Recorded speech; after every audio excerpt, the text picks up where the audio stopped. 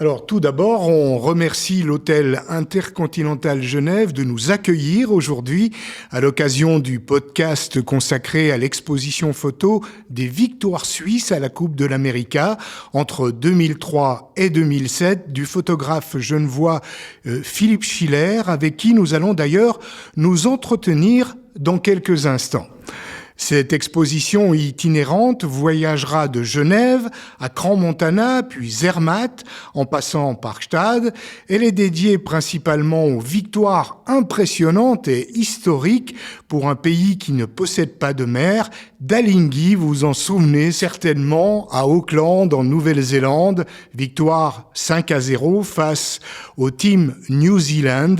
Une première d'ailleurs pour une équipe européenne du jamais vu en 150 ans, particulièrement lors d'une première participation. Alinghi d'ailleurs, qui a confirmé à Valence en 2007, toujours face à Team New Zealand, une victoire cette fois 5-2. Rappelons que la Coupe de l'América est le plus ancien trophée sportif du monde, créé en 1870. Il met aux prises des défis de plusieurs pays associés à des clubs nautiques partenaires. En ce qui concerne Alinghi, c'était donc la Société nautique de Genève, une équipe suisse dirigée par Ernesto Bertarelli. Cette compétition vélique, je vous le rappelle, met aux prises le Defender, celui qui détient donc la Coupe de l'América, à plusieurs challengers. Philippe Schiller, bonjour. Merci d'être présent. Vous étiez en 2003 le photographe officiel du Team Alinghi, mais vous êtes aussi un navigateur sur tout type de bateau, sur l'ensemble des mers du Golfe. Philippe, je vous propose tout d'abord de faire un bref portrait de vous. Je commencerai par finalement l'entrée dans le domaine, où à l'âge de 12 ans, j'ai eu la chance de visionner un film projeté de la course autour du monde de Pierre Feldman. Et cette visionnement m'avait complètement interpellé et émerveillé. Et suite à ça, j'ai commencé à pratiquer la voile.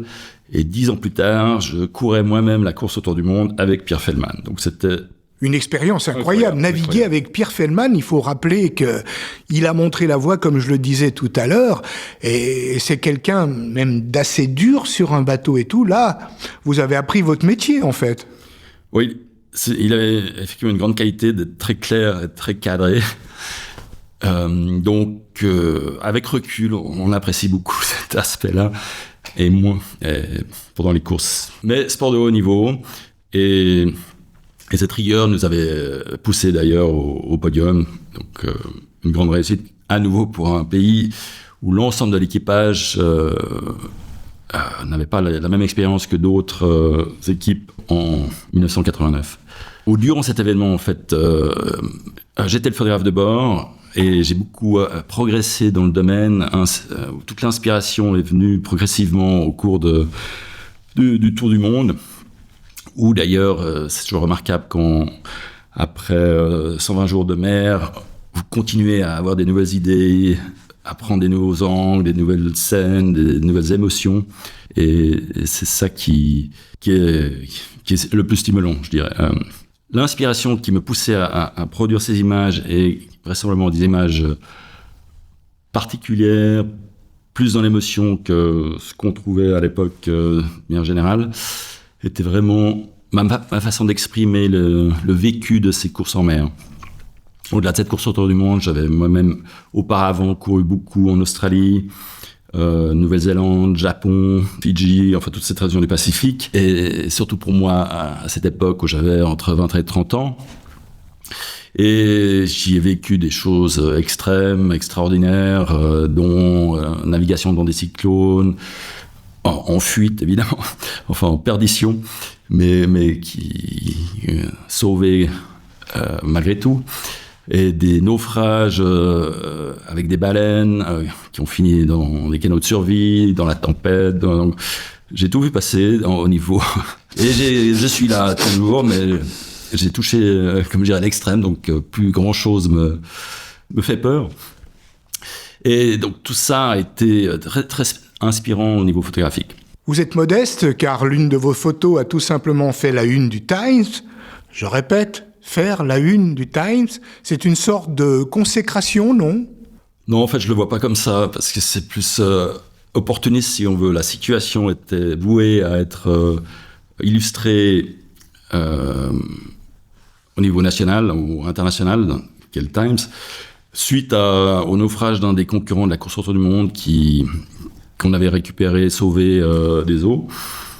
Donc, c'était pas le côté photographique qui avait été mis en avant pour moi, mais journalistique, d'illustrer cet événement. Mais ce qui était intéressant à noter, c'est que on les a accueillis à bord 5 jours avant d'arriver à terre. À l'époque, c'était des hectachromes, donc il a fallu attendre encore quelques jours pour développer ça et les amener à la rédaction. Donc la nouvelle avait paru 15 jours plus tard, quoi, non, et faisait quand même la une des journaux. Donc c'est ça qui était épatant. Valeur journalistique, vous venez de le rappeler. Alors, pouvez-vous nous dire comment est née cette idée de faire une exposition des photos des Suisses en Coupe de l'América ?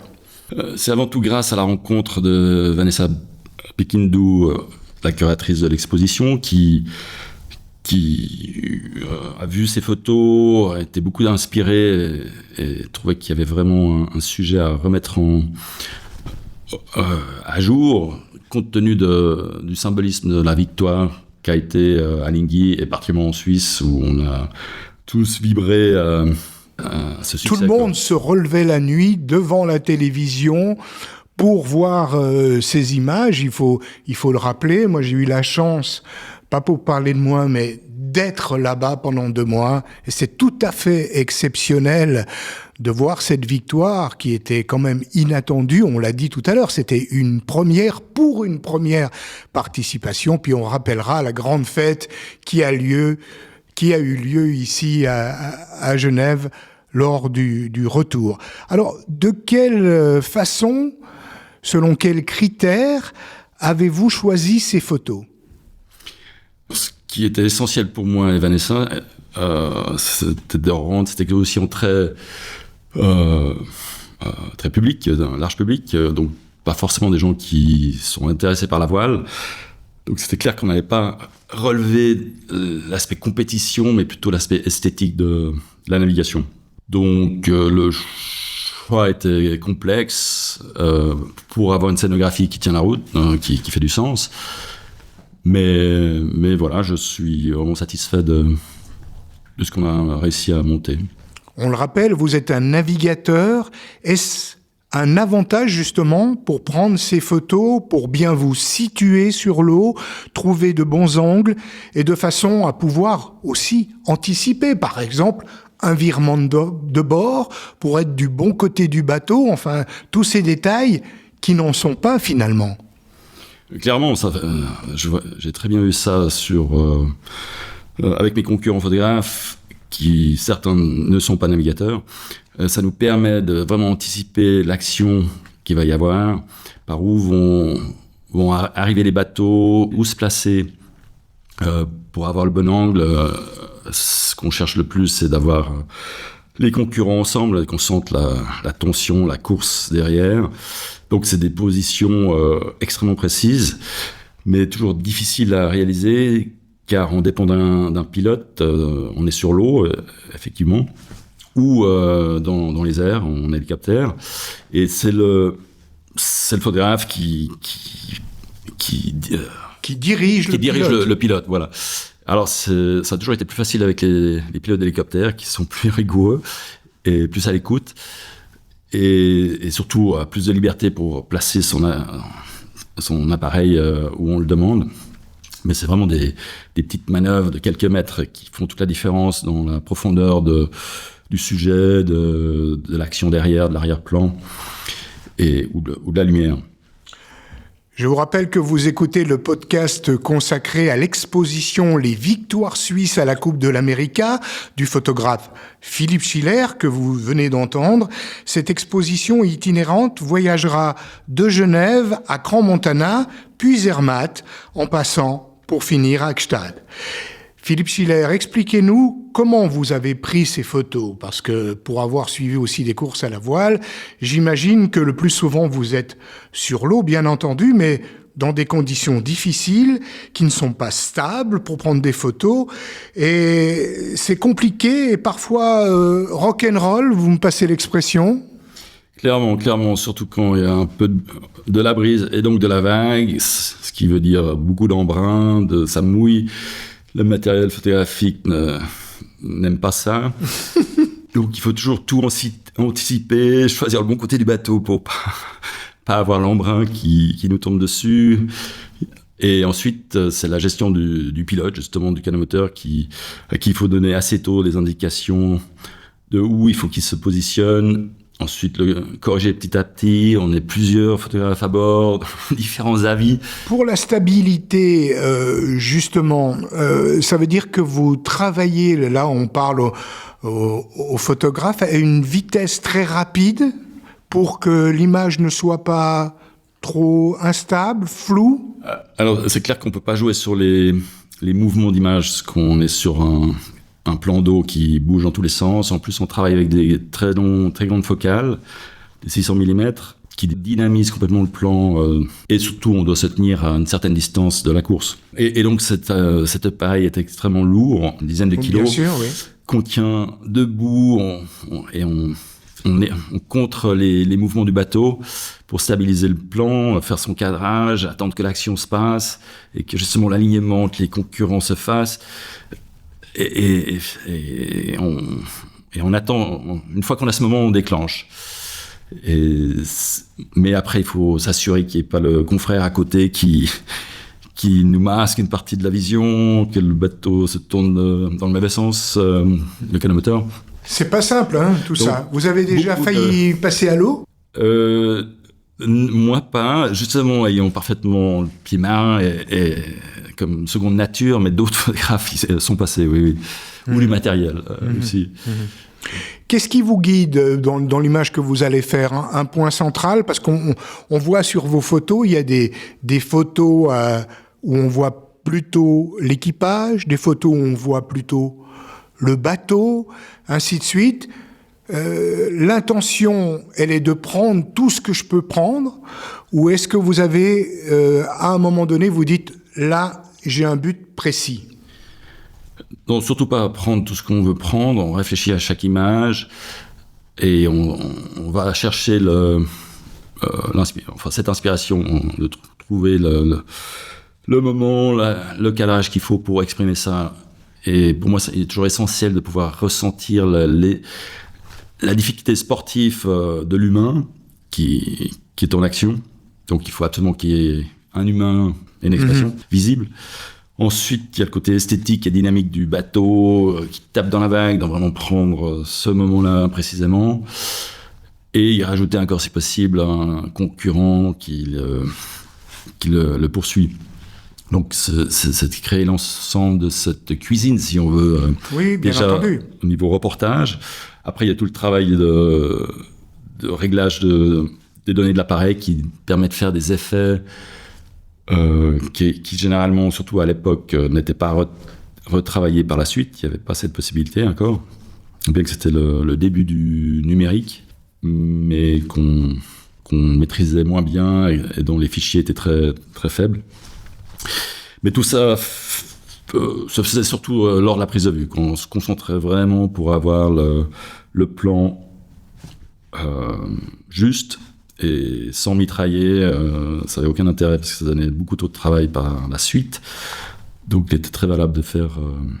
Comment est-ce qu'on arrive à prendre en photo l'émotion? Parce que ça s'improvise pas beaucoup. Et l'émotion, c'est déjà le geste précis, particulier, ou la grimace qu'on trouvera sur un visage, une position totalement précaire, en tout cas vue de l'extérieur. Donc c'est un peu ça, ces éléments-là qu'on peut mettre en avant. Il y a aussi la chance des fois. Bien sûr que la chance, surtout là où on est un peu en observateur, on subit l'action. Donc ça se passe ou pas. On a plusieurs occasions de passage de marque de parcours qui fait que, au final, il y a peu d'occasions excellentes. Donc, c'est pas facile de revenir avec beaucoup de belles photos. Est-ce que vous êtes parfois monté en haut d'un mât pour prendre des photos ? Oui, alors ça, c'est une chose que j'adore, avoir des nouveaux points de vue. Nous, quand on voit ça, on n'adore pas vraiment. On se dit, ouf, alors on a un peu peur.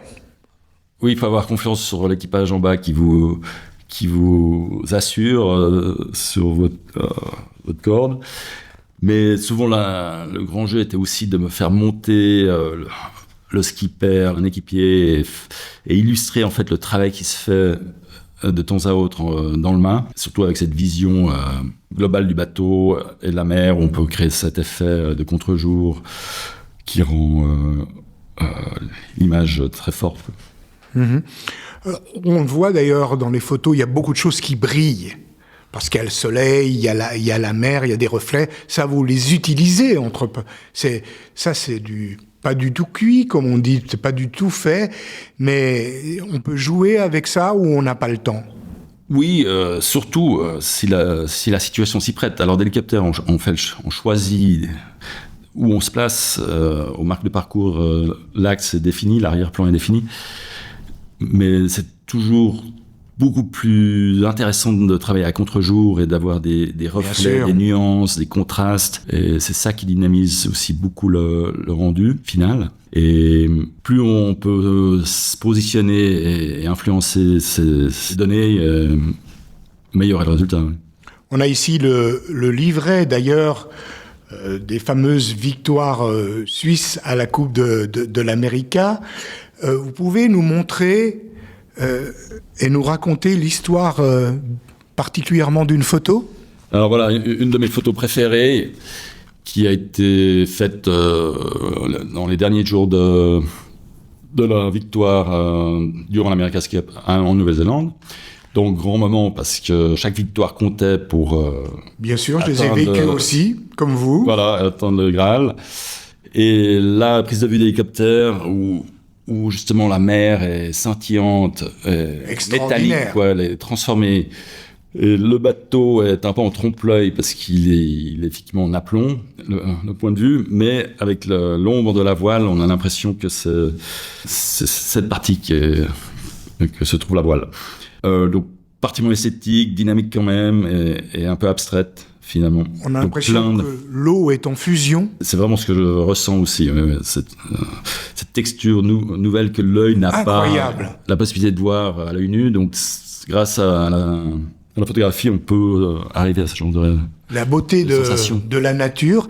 Et ces voiles, expliquez-nous en quoi sont faites ces voiles, parce qu'elles sont aussi noires pour une raison particulière. C'est des voiles incroyables. Alors, de nos jours, elles sont à peu près toutes noires. Le tissu, la fibre utilisée pour créer ces tissus sont sur une base de carbone.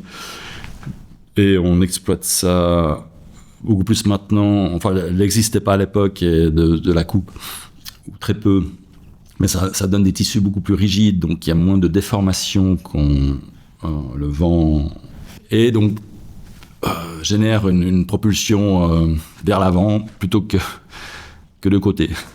Il faut s'imaginer que ces bateaux-là faisaient plus de 30 tonnes. En plus, donc les charges étaient énormes. C'est monstrueux, c'est plus le cas on a vu l'évolution lors de la dernière édition de la Coupe de l'América, mais là on était sur des bateaux incroyables avec Russell Coutts, qui est le Michael Schumacher de la voile, pour expliquer à ceux qui écoutent ce podcast, et que il avait dans sa main la direction du bateau de 30 tonnes, et en Coupe de l'América, c'est du match race.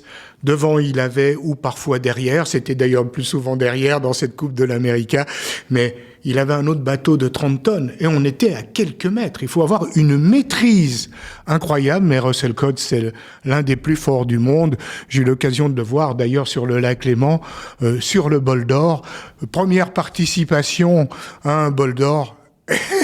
il avait une trajectoire incroyable. Russell Coutts, d'ailleurs, qui était en transe carrément quand il est à la barre d'un bateau. Ça, c'est pour l'anecdote. Quelle photo ne figure pas dans cette très belle exposition, mais que vous auriez peut-être voulu prendre? Plein d'images, mais... Il y en a plusieurs. Mais après, certaines se recoupent quand même dans leur... ce qu'elles génèrent comme sensation. Et chaque image prend un certain temps pour être intégrée ou pas. Bien entendu. C'est vraiment des choix à faire. Donc, et chacune, surtout, révèle en moi des vécus, enfin, faire revivre les moments de ces prises de vue, de course.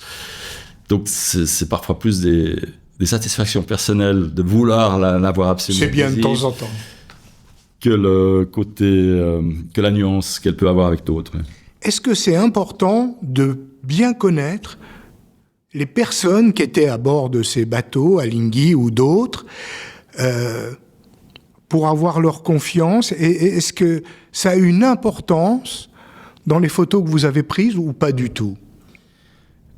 Alors, les prises de vue ne se limitaient pas à photographier le bateau en course. Clairement, il fallait qu'on raconte toute l'histoire de cette grosse équipe de tout domaine, d'ingénieurs, de constructeurs, de mécaniciens. Oui, c'est énorme, une équipe de la Coupe d'Amérique. Et on devait raconter tous ces métiers, et voiliers, entre autres. Et donc, il était toujours plus facile ayant une relation personnelle avec eux, ça permettait de faire des photos beaucoup plus chaleureuses, plus connectées, si on veut. Et le fait d'être moi-même navigateur permettait d'avoir une reconnaissance qui générait aussi cette ouverture. Bien sûr. De chacun. Comment vous l'avez vécu, vous, cette victoire 5-0, celle qui provoque une vague énorme, on va le dire, puisqu'on parle de voile. La Suisse gagne la Coupe de l'América. Incroyable. Comment vous l'avez vécu? Ça a été juste une merveille, parce que, évidemment, on s'est engagé là-dedans, eu la chance d'en faire partie en doutant d'atteindre le sommet, vu que ça s'était jamais fait dès la première participation.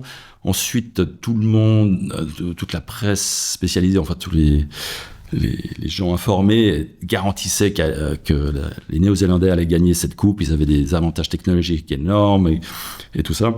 Donc, ils donnaient vraiment... enfin, il y avait des paris qui se faisaient d'ailleurs. Oui. Et zéro chance à Alinghi.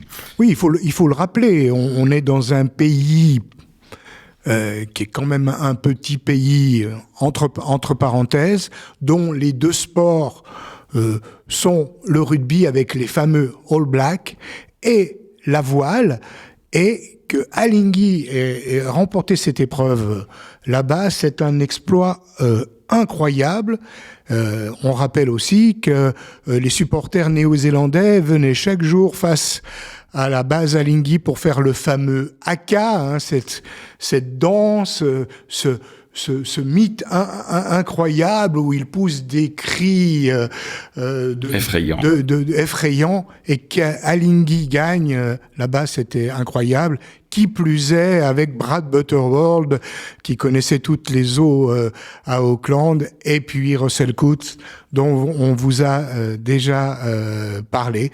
Vous pouvez encore dire aujourd'hui, comme moi, on y était quand Alinghi a gagné, et on était encore à Valence quand ils ont confirmé. Et puis ça, c'était pas facile non plus de confirmer. Ça voulait dire, la première victoire, elle était incroyable, mais confirmer, c'est plus difficile pour tous les grands champions à tout niveau, pour Roger Federer ou d'autres, de confirmer, parce qu'on est encore plus attendu. Il y a plus de pression dans la compétition. Merci beaucoup, Philippe Schiller. C'était un plaisir de passer quelques minutes avec vous. Merci à vous qui écoutez ce podcast consacrée à l'exposition, je vous le rappelle, les victoires suisses à la Coupe de l'América, avec Philippe Schiller que vous avez entendu.